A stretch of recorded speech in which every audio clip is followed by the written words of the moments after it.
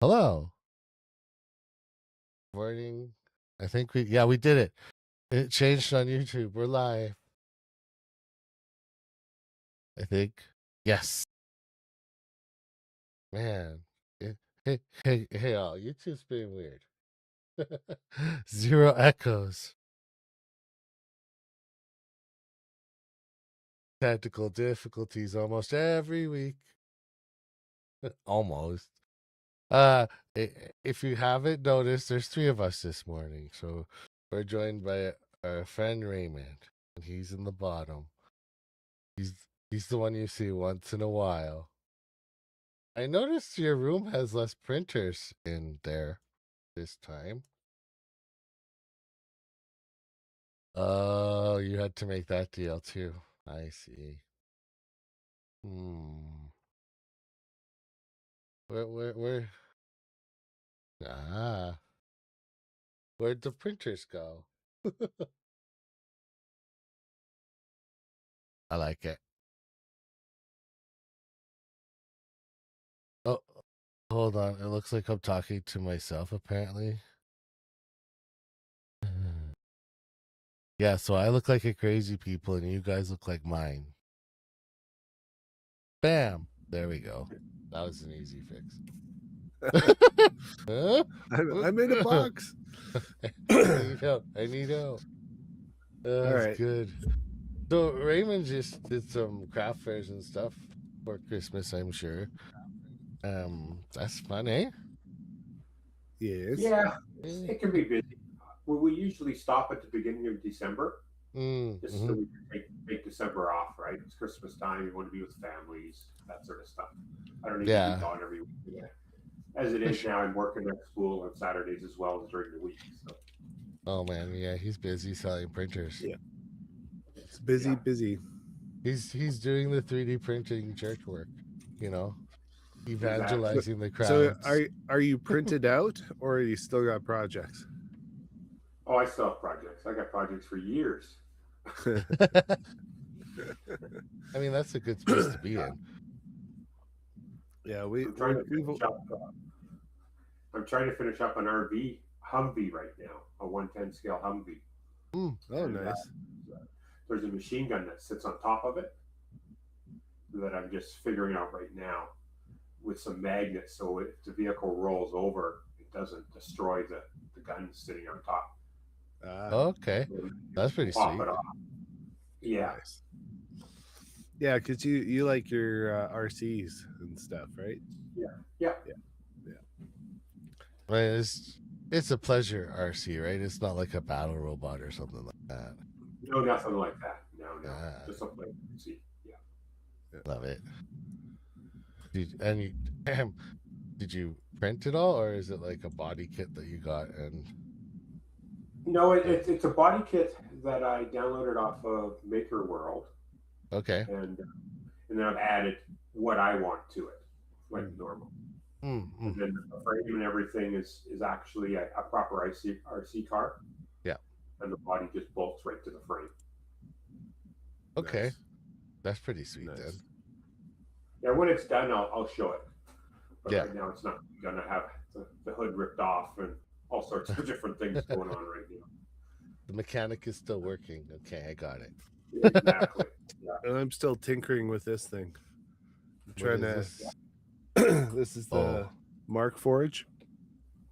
I'm trying All right. to flash it with Clipper, but I couldn't get my ASP programmer working, so I need to make sure it has the latest firmware and whatnot. Because for some reason, when I connected it to the JTAG, it was not programming.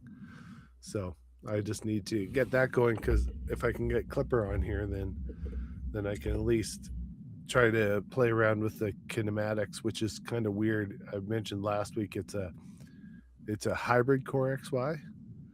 So the B motor kind of it moves one side of the Y axis, and then the A motor moves the other side of the Y axis plus the X axis. So it's very Mhm. odd. So you have to stagger the steps you need between the A and the B motor, um, just to make it go straight. Whereas if you with Core XY, if you keep them at the same rate, everything just goes one direction. The head doesn't slide at all. Whereas Mhm. yeah, it's odd. So Not so much. it's yeah, it's the actual kinematics, like it has linear rails and this and that. Like it's solidly built. Like this is all an aluminum frame and everything. But I was like, yeah, I'll tinker. And so that's what I've been trying to do. I want to it. I have. It's not like I don't have like 6 other boards I could put in here. Mhm. But it's the challenge of trying to um get get the unit going. And it also is a little odd because it uses a um it doesn't use the Mega 2650. It's the 2651, so it has half the number of pins, and it doesn't have as many UARTs, so it doesn't have USB, so you have to do it through serial. Oh, okay. It's like it's kind of weird. So Well, like how old is that? Did you look up when it oh, came it's out? 11 years old. Yeah, that's why it doesn't have any of the fun toys. Yeah. Yeah. And that one, they printed the metal rolls, right? Like like No, this was before they were doing metal. So this is the Mark Forge Mark 1. So okay. what they were doing is they have a continuous stream of carbon fiber going through one nozzle, and then they have just your plastic material through your other nozzle. So then you'd lay down a layer of plastic, and then you'd iron in your continuous stream of carbon fiber, Yeah. and then you would do the next row of plastic, and then you can change the direction of the continuous stream of carbon fiber, and then you at the end, because you had all these continuous streams, you get a very rigid part. So and now they still have that process, but they also do the one we saw, David, where they will print the metal material, and then you will wash it to get rid of the wax out of it, and then you'll sinter it, and then you get a full metal part. So they've kind of moved on from this, but yeah, that's why like it's totally not supported anymore. They don't make it anymore, so you can't That's why do much with it. that's why that's why we got it, because you Yeah. can't do much with it. And they're like, "Here, you fix it." Okay. Yeah, so it's just a tinkering project to see if it's doable. But like it uses like 80, what is it, are they 82, like the Texas Instrument drivers, DRV something, so they're not, it's not going to be a quiet printer if I leave this board in there. Yeah. Well, and like it actually is really small too. Like comparatively, the build plate is not very large. I forget how big, but That big. Oh wow. Just like, is it a foot by maybe like? And it's not heated. Oh. And they used to do like the filament that it came with is like like nylon or something like that. And they were doing it to a non-heated bed. Is it 2.85 or 1.75? 1.75. Wow. Yeah. Well, like if you look at the top of that bed, there's some sort of like adhesive on it, right? Like it had like there's they do recommend glue stick and stuff, but yeah, it's not, I'm not sure what the coating or the, man, you could cook it's quite breakfast thick. on that thing. It's quite Heat it thick. Huh. That's crazy. Yeah, like It's thick. It's substantial, and there's two plates, so that way you could like take a plate off, put the next one on, start your next job. I haven't seen something like that since like the Was it the MakerBot? Yeah, the The MakerBot was very similar. The second one and the little ones, yeah, they had those kind of like I have a aluminum. MakerBot right over there. You ever use Replicator too. MakerBots, Ray? Was that before? No, What? I didn't bother with the MakerBot at all. No, Yeah, no. the MakerBot was before this one. The MakerBot, I think it was like more like 15 years ago, maybe. Well, you could buy 13? MakerBots in 2012. So. No, but I mean the MakerBot Replicator 2. It's like Oh, well, like the like first one that was a one rep- specifically. Yeah. What was your first printer, Ray?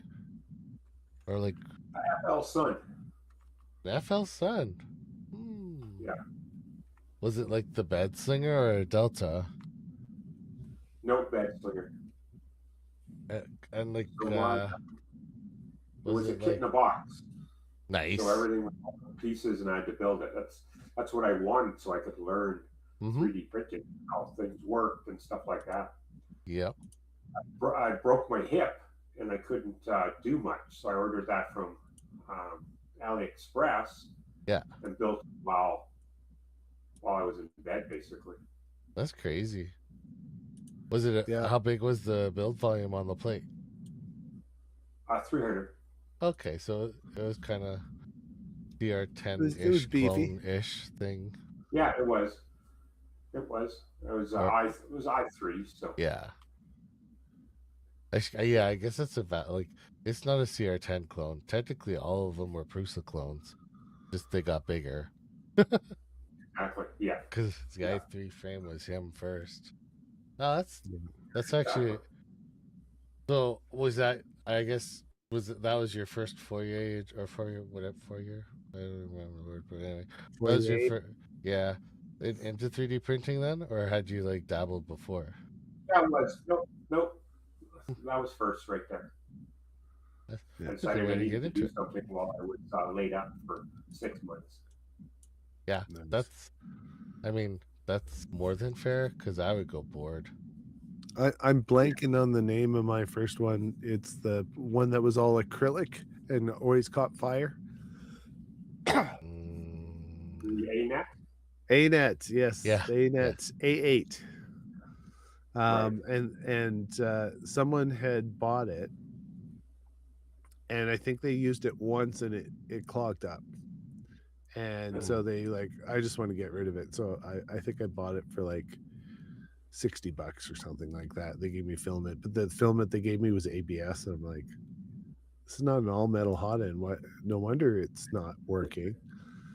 And so I went through it all, and I put a PC power supply on it so that it wouldn't burn up, and I increased the number of wires to the bed so that because it actually had enough connectors to do 4 wires, so two positive, 2 negative, so that you could have more current, and then it wouldn't overheat. But they never installed them, so I did that, and then David's friend Vince, he happened to have a new heat break, and so I replaced that and had it all up and running fairly quickly. So that was my first foray into 3D printing.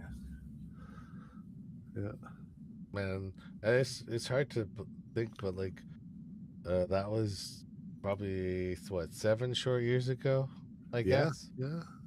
About that. Something Mine like was that. the CR10S, so like it was 2017. Like when I got that, and look where we are now. We have little boxy Core XYs everywhere that can print. Yeah. And print That are way faster and quieter. None of that. And so the new servo drives on those K2s are pretty darn quiet. Like it's if I put my headphones on while the K2 is printing, I actually can hear it. But if I take my headphones off, I can't. The mic is picking it up, eh? Well, I think it's like the frequency differential, because like they have servos instead of steppers, and so it's like it's a completely different sound. It's interesting. Do you have any of the K2 series, Ray? I'm not yet. I'm gonna pick up the Pro this week. I think just Yeah. for home. Need to replace a couple of my other printers I have. I sold my Boron 350 yesterday. Mm, I just wasn't using it. I yeah. don't need anything that big. 300 is still pretty big for what I need. Yeah, I'm Yeah. finding like even though I have like my other ones, the Core XY is such a solid, like it's so reliable, Yeah. Then you have the you know, X1E, right? and uh so and like you said, I most of the stuff I print, you know, once in a while I'll get something that I'll have a challenge and I'll have to print it like elongated between corner to corner just to get a little more width or whatever. But now I know someone with slightly bigger printers, and we my boss has a big one in his office. So if the one Yeah. time I need a A giant giant. piece, Yeah. I'm sure I can just hit a couple people up and they'll be like, yeah, whatever, print it, right? So Because so we've been buying all sorts of neat K2s, but all the pluses, those actually went out to schools. Yeah. So so we actually don't have a plus No. in our office.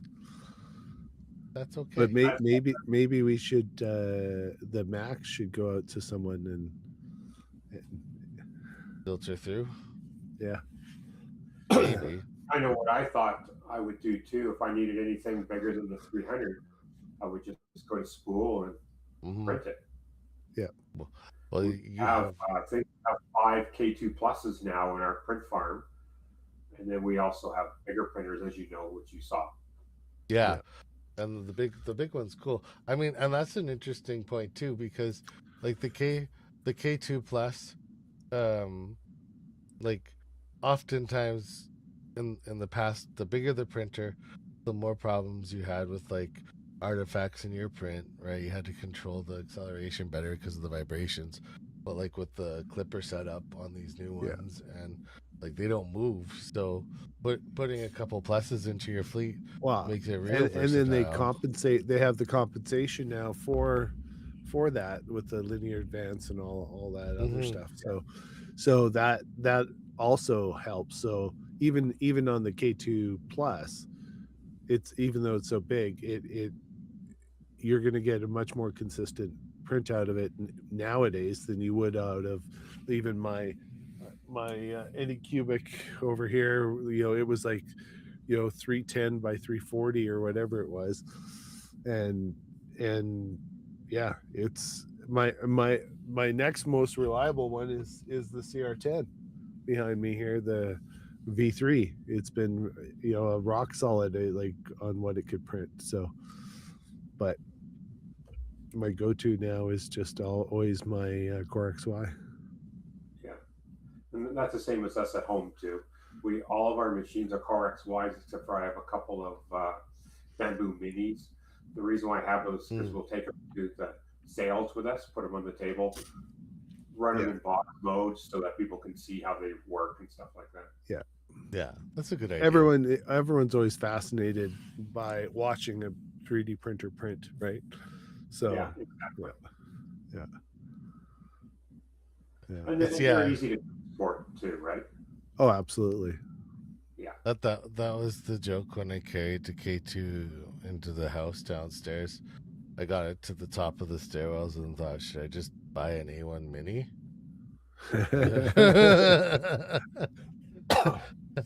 Mind you, most of your fleet's out in your garage, so you could have just put it there too.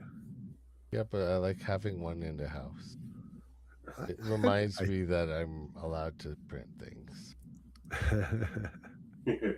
I don't know.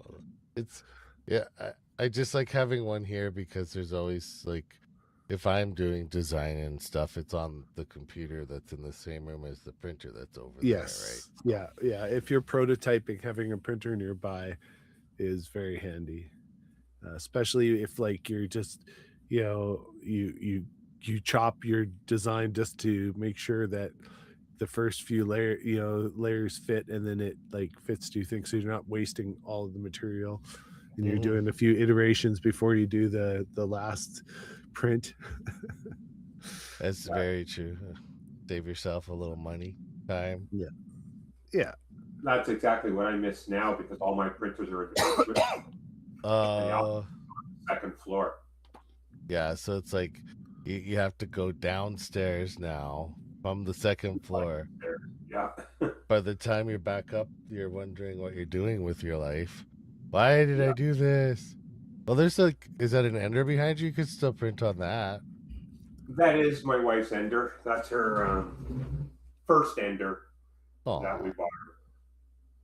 So it's slow. She likes it. She'll run prints here in the office with it because it's got a big Tree Tech board in it, so it's nice and quiet. Nice and Direct quiet. drive. Yeah. It's one of the ones that we never got rid of just because it prints. You just put whatever you want on there and it prints, and you just leave it. Well, my Ender, that was always over here because that was my go-to, because like you said, the volume that I of item I'm printing, the size was never really exceeded that build plate, and it was always the most reliable, so I always had it over to my right here. And then now I've got the Bamboo there, so it's like just swapped places because the more reliable and easiest one to access is just right here. Yeah, exactly. It's funny, like when you look at like reliability, and and the reliability is a huge part in 3D printing, because there was a time where it was like when you started every print, you'd watch for the first 10 minutes, be like, please work. We had apps on our phones, right? You're like watching it when you're driving to supper or whatever it is, but now I just hit send, and then if there's an issue, like the AI, either in the K2 now or the Bamboo Lab, will be like, I think it failed, so I paused it for you. The terror of coming home to blobs is becoming less and less. Not zero, but less and less. And I don't think it'll ever be completely zero, because you could have a piece of hardware, like you could have the filament run out sensor be jammed or something that it's getting a false positive, and all of a sudden it's printing in midair, or you got spaghetti because something fell off and it didn't recognize it. So it happens. Mm-hmm. But I'm really bad for that. I'll start 5 printers at once and not even go down and look at them for 2 hours later. Oh yeah, I was printing. Oh, whatever. Exactly. Yeah, that's funny. But I also do maintenance on my printers. I make sure everything's clean. I don't leave debris at the bottom. When you start doing that sort of stuff, then you'll rely on your printers to make sure that they're good to go. That reminds me, I got to keep clean out the poop chute. It's kind of tucked in the back over here, so I don't really see what the volume is in it. So I've got to actually crane my head around and double check. Oh yeah, I better clean that all out so that it doesn't back up and everything. So even with your poop chute, if you do one color, it poops at least twice, I think, still. Yeah. Just to purge what was in there. And you're like, so yes, check them. I had a piece fall down into the lead screw on one of my Bamboo Lab. And so then when it was trying to move up and down, it would move like a centimeter and then be like, nope, that's it. Something's wrong. And I was like, oh, come on. Yeah. But I've got a handful of like particles and stuff that didn't wipe properly, but most of it does go out the chute at the back. And then I've got the carbon rods in this one, so you got to clean them regularly so that they stay they're supposed to be self-lubricating, but you got to get any grit or anything that could potentially dust or whatever that could build up, and clean them on a regular basis. It's pretty good at telling you, but I think I over clean it. Well, it's better over cleaning it than under clean it. I have a customer that runs a fleet of K1s and K1Cs, and she's always bringing me printers that the print head won't move. That's because she hasn't cleaned the crap off the rods. Yeah, Yeah. so then it's just So the print head's Bumped not up. moving. It's all stuck there. Yeah. Takes half an hour to clean her rods and re-oil it again. Yeah. It's been pretty reliable though, I gotta say. Yeah, it's a far cry from where we started, eh? Right, like from our Oh, first printer that we got. Like if you were to do a compare and contrast between the very first printer you got to your newest printer, like it's night and day. yeah. Well, it's night and day from 2 years ago even to now. Yeah, 100%. Agreed. Dominic. Especially for Reality, right? Reality really didn't start getting into the game until about a year after Bamboo was Mhm. doing their fast coins. It's Yeah, very they true. really pulled up their pants and really really focused on like their first attempts. The K1 was good, but with the K2 they really focused in on performance and reliability and functionality. They really kind of put the whole package together. It wasn't just like we got to catch up and quickly threw it together, which what I think the K1 was more that, like there was their panic to catch up. Maybe the K1. I think the K1C was a full package. It just Yeah, didn't have they the really CFS. they really iterated quite a bit, like fairly quickly from the K1 all the way through to the K1C. Like that was what 6-8 months. Yeah. Give or take. I mean, the K1C, the only thing it was really missing was the CFS. Yeah. And they had already had plans for that to come out. I didn't know that the K2 would be out as soon as it was. That seemed very quick, but it makes sense if you're going to launch the CFS. You don't want 100 people just buying those upgrade kits en masse, right? You want a printer that's all in one, built for it. Yeah. Well, and I think the high was the same thing, right? They weren't ready to add the CFS to the Ender, and they needed something, so they package it together, and now the Ender 3 V4 is kind of like what they probably envisioned all along to be a combo for everything. Because I don't know if the high will stick around. I'm thinking that it may not once the Ender 3 V4 is fully out. Yeah, it's hard to say. They haven't said anything to us yet about it, so I don't know what. Well, they're not going to. They don't want to stop sales of anything. And the high is an excellent printer.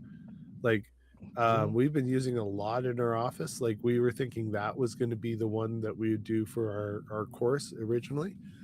And I think it still would have been a good choice, but it's hard once because we went with the K1C for the last course, so it's hard to go back to a bed slinger once you've already kind of shown them the pleasures and the reliability of a Core XY and everything. Even though the high is a very good printer and very reliable and has a lot of the benefits, it's just hard. It was one of those things. So I think David, you really said, yeah, I think we should do this, and and it was a no-brainer at that point. So yeah. Well, and I mean, so like the high, like the A1 Mini and A1 do, when they do cause a little more mess, like just when they poop, because like they fling to the side. So yeah, so it's like and like in the classroom setting, that might not be ideal. Like Stuff would be all over. contain it, because you don't need somebody that has little fingers to come along and go, ha ha, and now they got poop all over the place. Yeah. Thankfully, it's plastic and not real poop. But It's true. yeah, I like the high.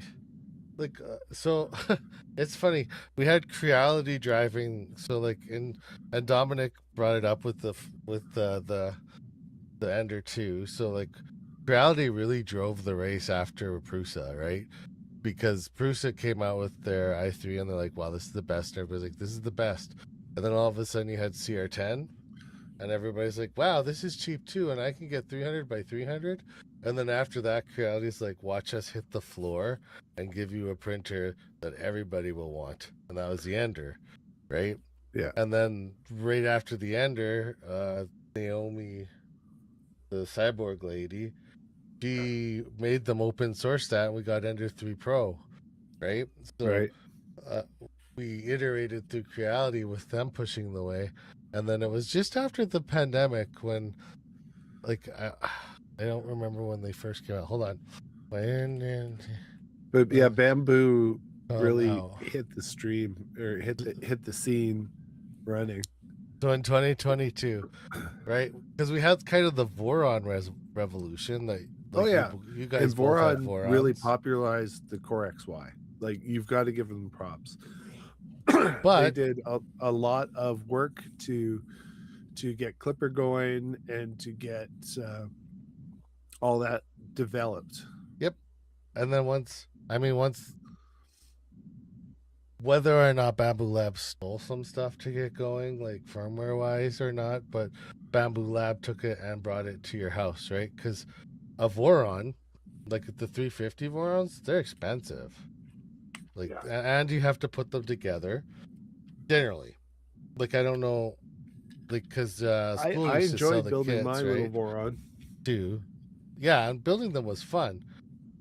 But in 2022, people were bored for one, right? Because we're all locked up, and like it was the perfect storm because those printers printed. So then you had this entire fleet of Bamboo Lab launch, and it took a couple of years but like yeah, like now we have K series, right? Elegoo has, what is it, the Neptune? I forget. QD Tech has the Elegoo. No. Who makes Neptune? Elegoo. And then there's that other one. Snapmaker has a has one. Have the tool changer. Well, not even the tool. Anycubic. Yeah, they have Cobra. Did they ever open source that box? Do we know? Is it like their color changing box? There was talk of that one being like universal. Well, all they have to do is make it Clipper compatible is what they got to do. And if it's Clipper, once it's Clipper compatible, I think that will allow a lot of other manufacturers to, or builders of Vorons or whatever to be able to utilize it, right? Yeah. But it'll be interesting to see how next year plays out now that DJI has invested in Elegoo or a partnership or whatever they're doing, because they're trying to stop the poaching of their engineers to Bamboo. And so they buying a 3D company would do that.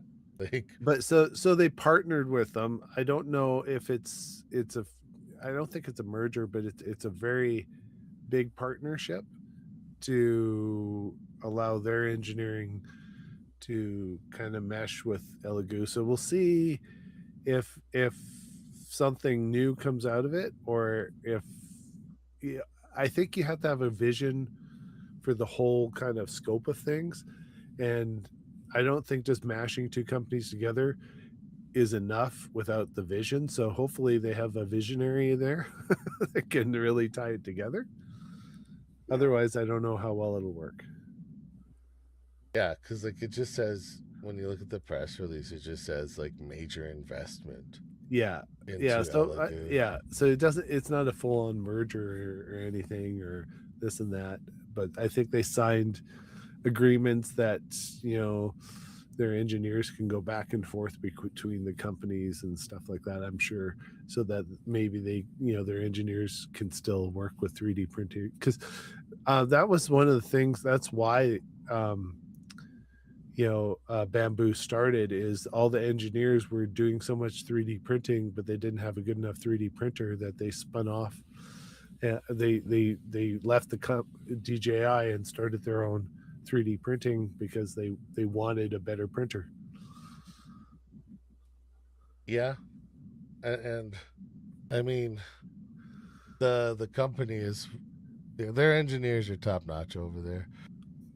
They're kind of like the Apple of the drone business, right? They are, really. Yeah. Do you have a drone, Ray? No. No? No, never bothered to get into that yet. No, Jones. No. Yet, he said. Yet. I like how he leaves the door open, though. Yet. Well, you always got to leave the door open a little bit. You do. Yeah. We have the DJI Neo drones, and they're fun. I use mine in the summer to fly over my trailer. Okay. So they're just little guys. They got 4K They're cameras tiny. on it. You don't But need yeah, a license for them. They're the light, super light ones. They're nice because, yeah, like if you use it, I don't have to climb up on a ladder to inspect the roof and stuff, and That's I true. like that. I like that. But I mean, you should still have a little bit of practice flying them before you take them out into the wild. They are definitely counterintuitive from any other RC that you will. And the couple times I've wanted to use it to like inspect something on my roof or whatever, it's too windy. Like, they're pretty good at compensating in the wind and whatnot, but we're in Lethbridge, so Wind is it's wind. like hurricane wind, not just a breeze. My favorite was, we had a guy last year with that drone at work. There was a blizzard, and he's on the top third floor of our office building, and he flew it out the window, and it never came back. It was the bigger one. I think so. Yeah, I it was think the bigger model, so. and he flew it It's just like across gone. across the street and was turning it around, and then the wind caught it, and then he's like, I don't know where it is. So somebody got a free drone out of it. We think it's in a tree or on a roof somewhere. We don't know. Probably. Yeah. It's raining drones. Who knew? But I guess like any other technology, there's a learning curve to flying your drone so you don't crash into a tree. Absolutely. There's always a learning curve. Yeah. And But- there's always like that's the nice thing. You can tinker as much as you want or tinker as little as you want nowadays with these printers. Like you can still buy a printer to like take apart and modify or build, or you just buy a K2 and away you go, or a Bamboo and you're set. Does the shop You'd still be sell surprised like? how many- You'd be That's surprised how many people's buy their 9-year-old printers lately. They're like, this will Yeah. be fun for little Timmy, and you're like, 9, eh? Keep them figures away. It's hot. Exactly. So what okay, so currently what's the hot seller for the lower end printers that you're seeing, Ray? The A1 or A1 Mini. Yep, Yeah, they're flying makes out the sense. door. Yeah. Like, And do you most of guys that even is sell because we have Enders stock anymore? of them. Nobody else does. Yeah. Right. Because like, Yeah. Like Bamboo, you go to Bamboo's website, most of their stuff is not available until end of January, beginning of February. yeah. And whereas you have some stock, so Yeah, we were getting 2 to 3 skids in a week of Bamboo products. yeah, I think they need to, like, I don't think they'll ever not sell online, but I think they need to support like the resellers better, I think. Yeah, for sure. Hopefully, I don't know if they're getting any better than when you guys started, but No, not really. It's been about the same. yeah, Well, it's interesting with them because you look at like a price at say Spool or wherever, and you're like, and you look at their website and you're like, oh man, it's cheaper on the website. Well, that's they always play that game, and then you get to the cart and they add that $50 back in yeah, for Yeah. shipping. yeah. And I don't know if I feel real great about like some of those printers shipping past.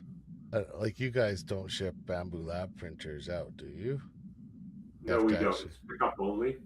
And there's Yeah. a couple of reasons for that. Part of it is that extra fee that we have to pay for shipping.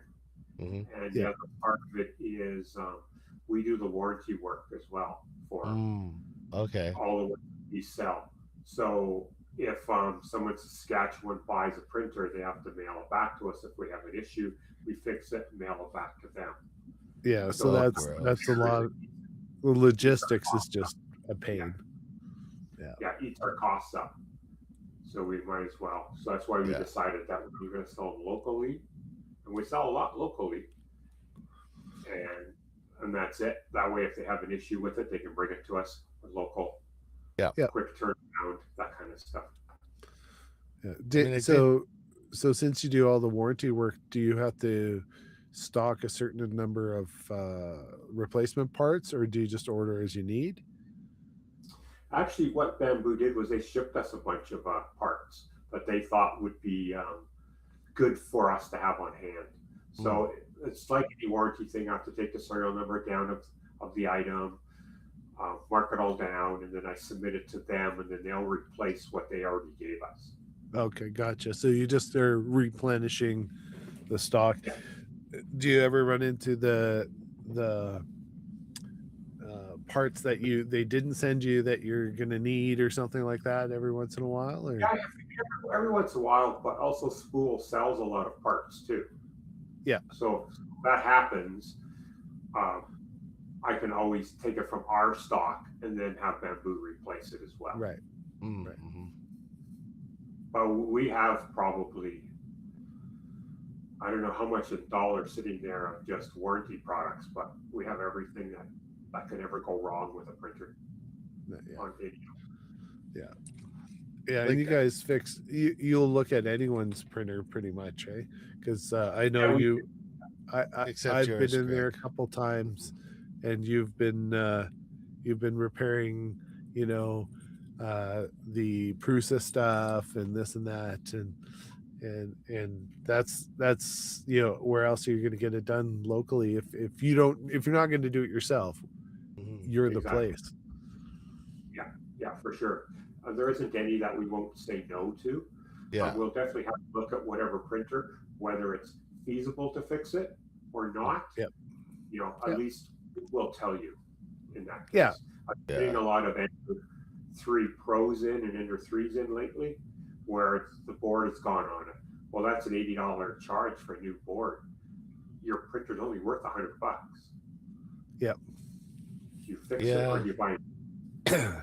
We ran into that a lot when I Yeah. was doing like laptop repair at Radio Shack back in the day, right? Because like they'd come in and the thing's frozen, and you're like, well, it's gonna take me at least 7 hours to like run scans, fix fans, whatever it is.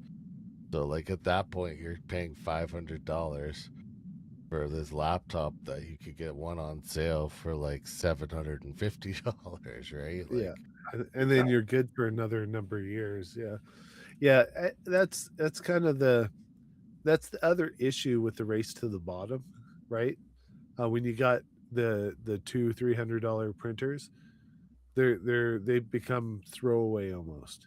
mm, Whereas if you've got like a K2 Plus, for example, $100 to fix your printer, that's a $1,000 plus printer, that's almost acceptable. But again, it comes kind of back to like we were talking about tinkering too, right? Because like if you're a guy that's just gonna throw the parts in it, there's like there's no part that you wouldn't replace on your Ender 3 by yourself. You would think. But like, yeah, if you got to bring it into the shop, like I know Bamboo Lab is fairly modular too. So like, if something's not working, you'd be like, oh, that's just the front board on the hot end that needs to come out. Blink, plop the new one in, right? Or you didn't plug the stupid magnetic cable bin tight enough. That one's tricky. The fan one, my fingers never get that one all the way in, and then I'm like, why the fan no run? So I've had a couple printers come in for repair where, well, the hot end's not working. So I take the front shroud off, especially the bamboo ones, and they didn't plug the hot end properly. yeah, so it's just not gonna work. Something like that. Yeah, exactly. We've So I started, use And that comes down to experience, right?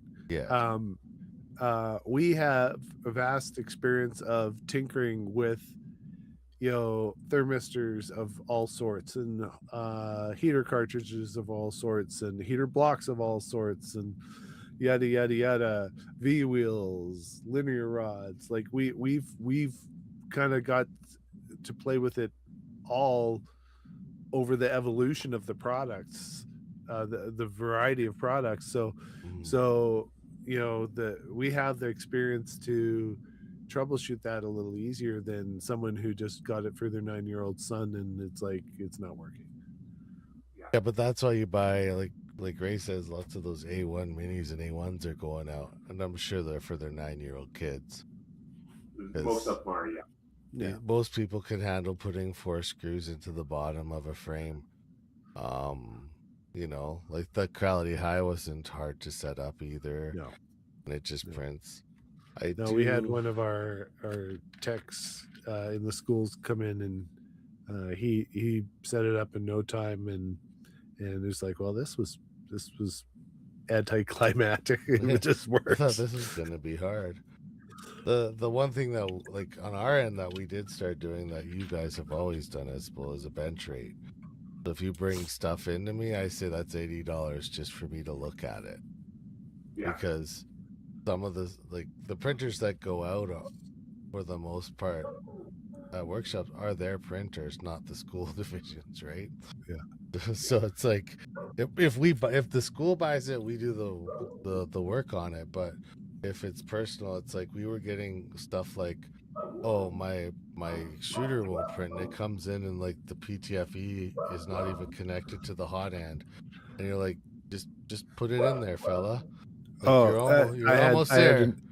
I had an ender the other day. The PTFE tube wasn't a PTFE tube. It was some sort of plastic tube. Yeah, It looked more like it's the size. The walls are about as thick as a straw, and they kept getting it jammed. Oh, you know what it was? I know what it was now that you say that. It's the hose for fish tank pump. An air pump hose. It could, yeah, it very well could be. But that can't handle heat.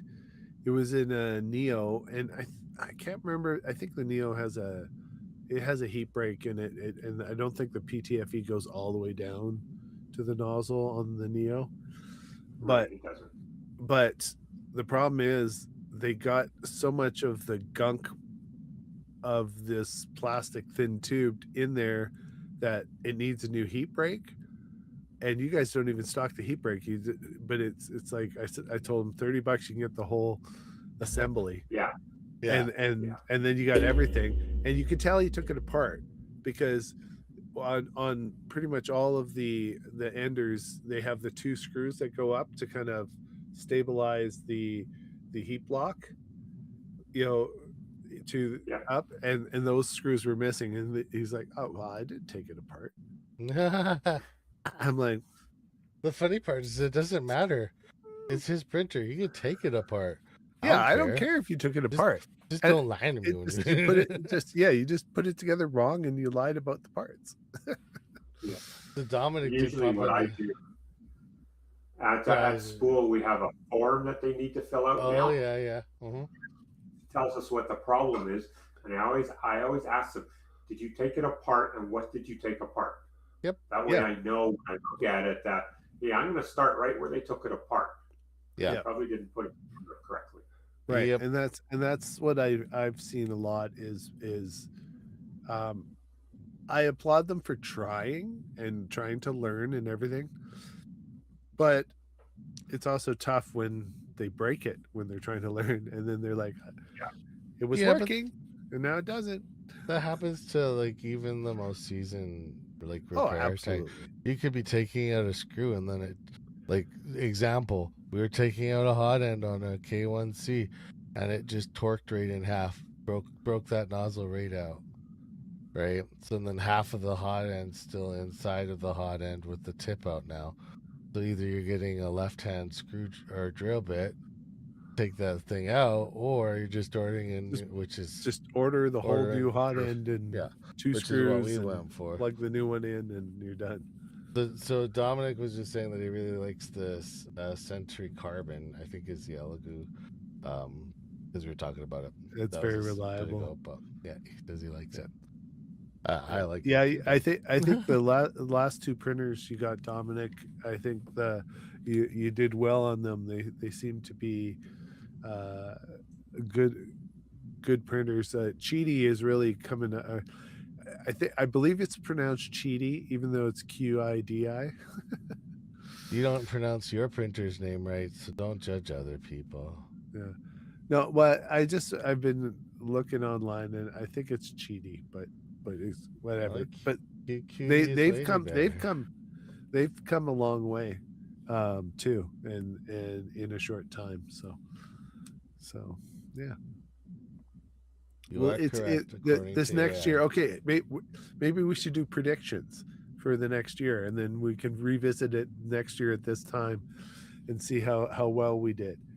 Okay, last year predictions for next year. Go. Okay, so I think that the high will be permanently replaced with the Ender V4 as their entry level combo kit, and so that's my first prediction. Do you have a prediction, David? Yeah, every printer sold is going to have the word AI in it somewhere. Even if it's not using AI, they're going to tell you that it's AI monitored or AI fashioned.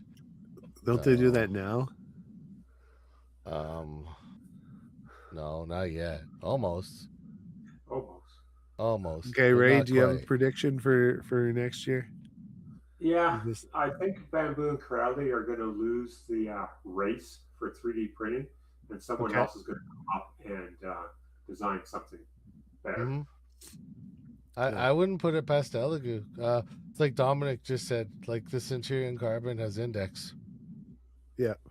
So well, and I that would be another prediction I have is new multi-material systems that we've just seen the launch of the index has been announced, and you've got the Snapmaker with their multi-material system, and you've got Bambu with theirs.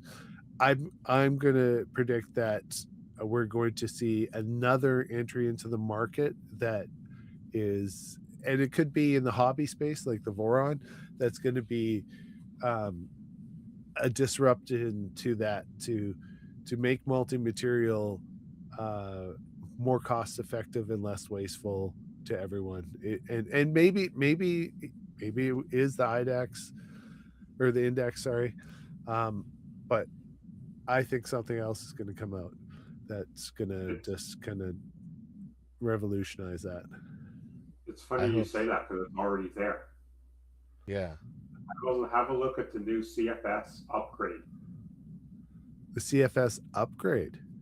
Yep, have a look at that. It's not out yet, but they're working on it. Okay.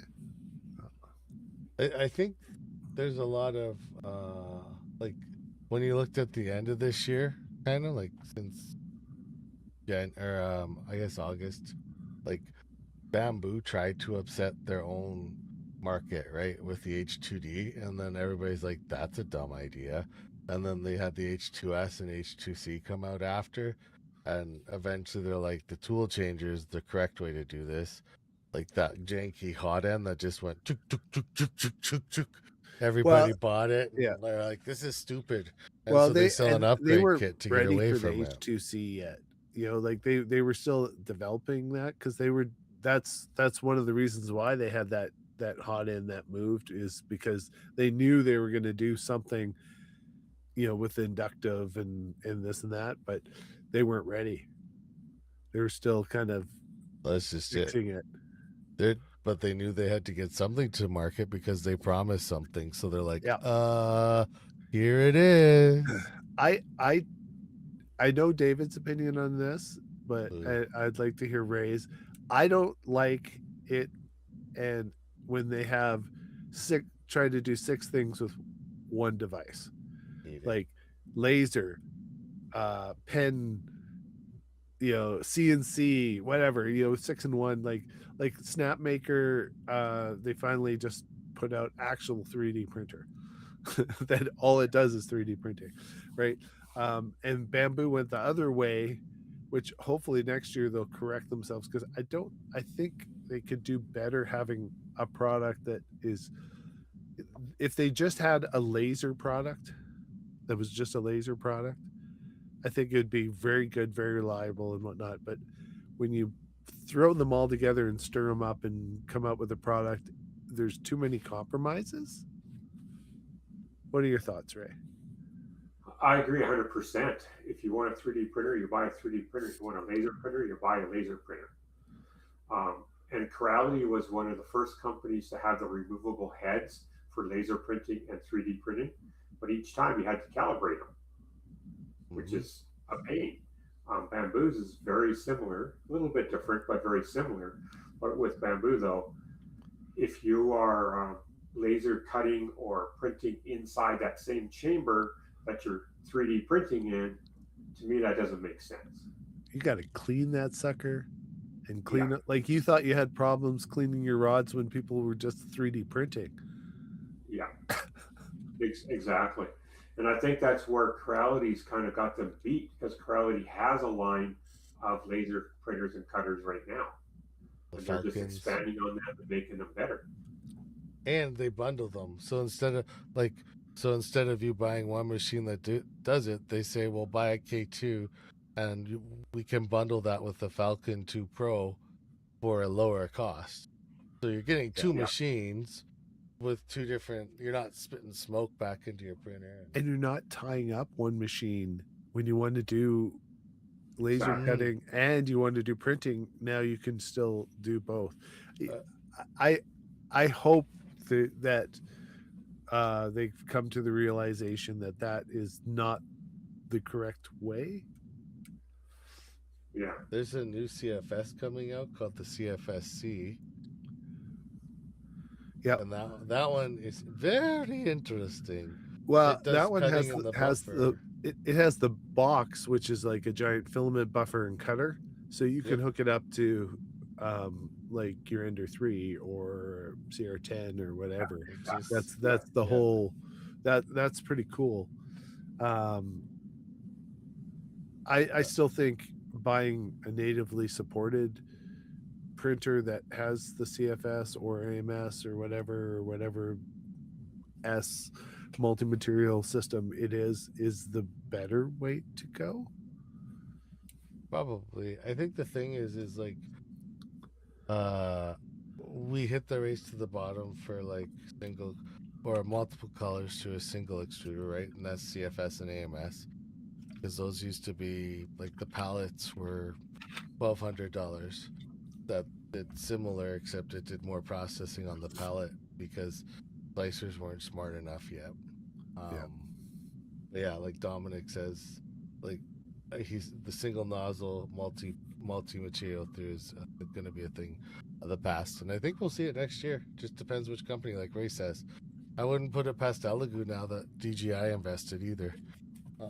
They could be a disruptor, but gentlemen, it is now almost 10 past. So we must bid adieu to all of our friends. We should say thank you to certain people too before we go. Thanks to all our Patreons. and for supporting us and whatnot through this last year. It's been great. We will resume the streams in the new year, but we'll keep our chat going in Discord and whatnot. And so thanks everyone. And if you have any questions or whatnot, you can always get a hold of us at info@3dmakeit.ca. And a big thank you for Raymond for hanging out today. Yeah, Ray, it was great having you. A little bit It's different chat. Right?